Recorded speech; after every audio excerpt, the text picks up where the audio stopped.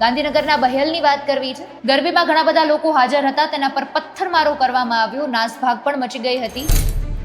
શા માટે સનાતનીઓના તહેવાર પર જ આ રીતના પ્રહારો થાય? આ ક્યાંય ચલાવી લેવા જેવું નથી।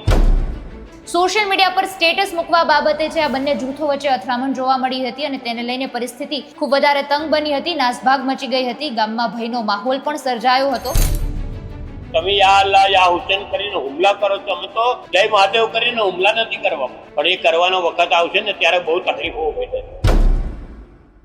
નમસ્કાર, આપની સાથે હું આકાંક્ષા ગોંડલિયા, તમે જોઈ રહ્યા છો અવર રાજકોટ। કોઈ ધાર્મિક કાર્યક્રમ ચાલતો હોય, કોઈ ઉત્સવ હોય ને એ સમયે જો કોઈ પણ પ્રકારની હિંસક પ્રવૃત્તિઓ કરવામાં આવે ને આ રીતના સમાચાર જો આપણને સાંભળવા મળે તો આપણને નવાઈ ન લાગે, કારણ કે ઘણા બધા લોકો એવા હોય છે કે જે આવી પ્રવૃત્તિઓ સાથે જ જોડાયેલા હોય। આજે જે સમાચારની વાત કરવી છે મળ્યા છે ગાંધીનગરથી। ગાંધીનગરના બહેલની વાત કરવી છે।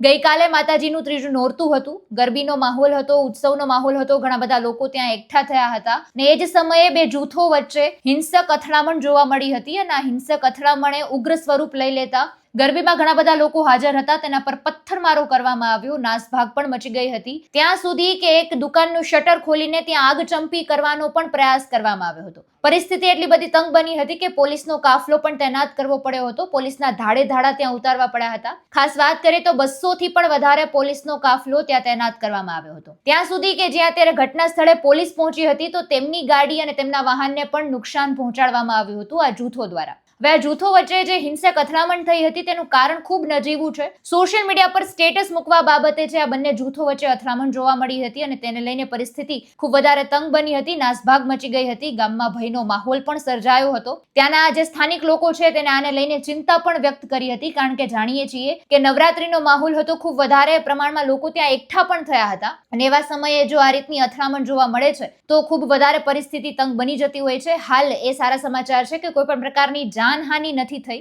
એ રીતના કોઈ સમાચાર નથી મળ્યા કે કોઈ પણ પ્રકારની જાનહાનિ થઈ હોય, પણ પરિસ્થિતિ ખૂબ વધારે તંગ બનતા પોલીસને તૈનાત કરવી પડી હતી, પોલીસના વાહનોને પણ વધારે નુકસાન થયું હતું। ખાસ તેને લઈને અત્યારે લોકોનું શું કહેવું છે તેના પર નજર કરીએ। છેલ્લા 1-1.5 મહિનાથી તમે જુઓ તો વડોદરાની અંદર બનેલા બે બનાવ, તેમાં એક પહેલા ગણપતિ પ્રિંડા અને બીજા નંબરમાં ગરબી પર, ત્યાં પણ ગરબી મંડપની અંદર ગરબા મંડપની ઉપર પથ્થરમારો થયો। આજે કેટલાક અસામાજિક તત્વો પર્ટિક્યુલર લઘુમતી કોમમાંથી આવે છે અને તે તત્વોનું ઇન્ટેન્સ એક જ છે કે ક્યાં ને કોઈ ને કોઈ પ્રકારે ગુજરાતની અંદર કોમી વૈમનસ્ય ફેલાય। આવા તત્વોને ખરેખર કડક હાથે સરકારે કાર્યવાહી કરવી જોઈએ, પ્રજાએ પણ જાગૃત થવું પડે। હું તો લઘુમતી કોમના પરધર્મીઓને, મારા મિત્રોને સમજાવું છું કે તમે તમારી કોમમાં આવા તત્વો જે છે શોધીને બહાર કાઢો। હું કાયમ એક શબ્દ વાપરું છું કે ધર્મ કરતા રાષ્ટ્ર મહાન છે, પણ રાષ્ટ્ર મહાન છે ની ભાવનામાં કોમી વૈમનસ્ય ફેલાવી લોકોના ધાર્મિક તહેવારો પર ખોટા વિઘ્નો ઉભા કરવા એ ખોટી વાત છે। સમાજની અંદર તમારા જયારે તહેવાર હોય છે ત્યારે અમે કોઈ પણ દિવસ કોઈ કાકરીચારો ન થાય તેનું ધ્યાન રાખતા હોઈએ છીએ, ત્યારે શા માટે સનાતનીઓના તહેવાર પર જ આ રીતના પ્રહારો થાય? આ ક્યાંય ચલાવી લેવા જેવું નથી। ફરી કહું કે લોકોએ પણ જાગૃત થવાની જરૂર છે।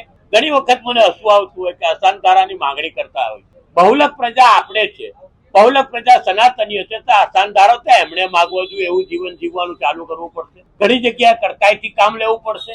આ તત્વોને ઓળખી કાઢવા પડશે ને સમાજમાંથી ઉકેલીને બહાર કાઢવા પડશે, કારણ કે વર્ષોથી આપણે જોઈએ છે જયારે તહેવાર આવે ત્યારે, ગયા વર્ષે તમે જોયું હશે કે ગણપતિમાં સુરતમાં ગૃહમંત્રીના વિસ્તારની અંદર ગણપતિ પર કાકરીચારો થયો હતો। આ વખતે જે જગ્યાએ ગૃહમંત્રી પ્રભારી છે ત્યાં ગણપતિનો કાકરીચારો થયો।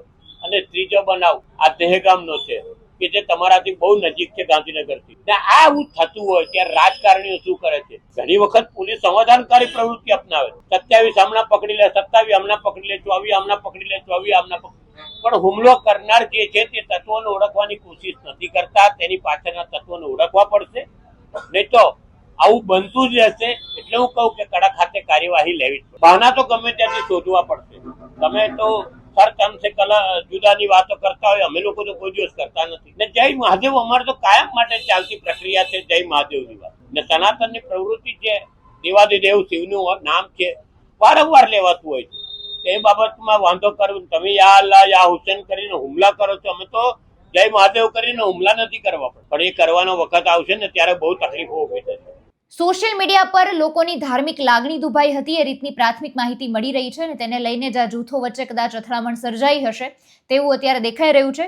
60 લોકોની અત્યારે ધરપકડ કરવામાં આવી છે. 20થી પણ વધારે લોકોને હજુ ધરપકડ કરવામાં આવશે એ રીતના સમાચાર પણ મળી રહ્યા છે. અત્યારે પરિસ્થિતિ શાંત છે અને પોલીસ દ્વારા પણ લોકોને અપીલ કરવામાં આવી છે કે અત્યારે પરિસ્થિતિને શાંત રાખવા માટે તે લોકોએ પણ શાંતિ જાળવવી પડશે અને પરિસ્થિતિ નિયંત્રણમાં આવી જશે એ રીતની વાત પણ પોલીસ દ્વારા કરવામાં આવી છે.